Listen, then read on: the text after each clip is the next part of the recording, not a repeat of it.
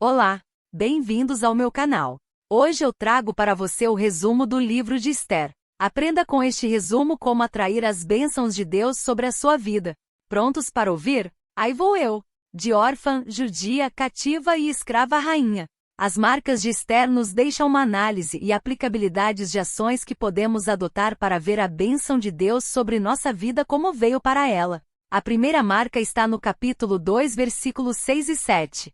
Se vê nesses versículos que a estrutura familiar de Esther havia sido gravemente abalada. Ela era órfã de pai e mãe, vivia como escrava, não estava mais em sua terra natal e havia também perdido sua liberdade assim como todos os outros judeus. O início da vida dela é semelhante ao que muitas famílias brasileiras vivem. Uma família desestruturada e desorganizada. O seu contexto familiar poderia ter levado à perdição, mas ela foi bem-sucedida por causa da bênção de Deus e por causa de Mordecai que a adotou como filha. O começo difícil não pode determinar o nosso fim. O que determina o nosso fim é a estrutura do nosso relacionamento com Deus, as escolhas que nos fazemos e as pessoas que nos ouvimos.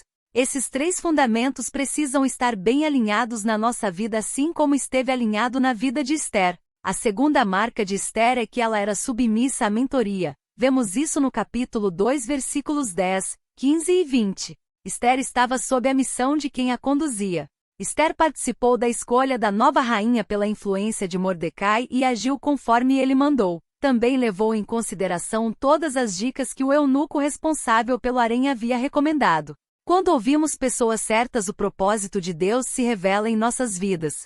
Em consequência disso, o rei a amou mais do que as outras mulheres e ela foi instituída rainha. Muitas pessoas se envolvem em grandes problemas por não pedirem ajuda ou por se sentirem envergonhadas com isso. Me chama a atenção também como Mordecai conduzia essa sua discípula. Ele era como sal, dava sabor, conservava e causava sede. Devemos seguir líderes com as qualidades de Mordecai. Assim como Esther e Mordecai, precisamos estar dispostos à mentoria de nossos pastores. Certamente eles estão nos preparando para que possamos ajudar alguém em uma determinada situação. A terceira marca de Esther é que ela se posicionou como intercessora. No capítulo 4, versículos 16 e 17 diz que Esther orou e jejuou junto com as suas empregadas e o mesmo recomendou Mordecai a fazer para que então ela pudesse conversar com o rei a favor de seu povo. Oração e jejum fortalece o mundo espiritual. Essa estratégia certamente a conduziu para o sucesso e revelação ao rei do real perseguidor do povo de Esther. Vemos que o feitiço virou-se contra o feiticeiro no capítulo 7, versículo 9, pois Amã morreu na própria forca que estava preparando para Mordecai. Vemos também no livro de Esther que a quarta marca da sua trajetória de bênção foi o fato dela permitir-se ser guiada pelo Espírito Santo. Depois, após 3 dias de oração e jejum, é que Esther teve uma direção do Espírito Santo a respeito do que iria pedir ao rei. Se ela não tivesse feito as coisas dessa maneira, certamente seu povo morreria.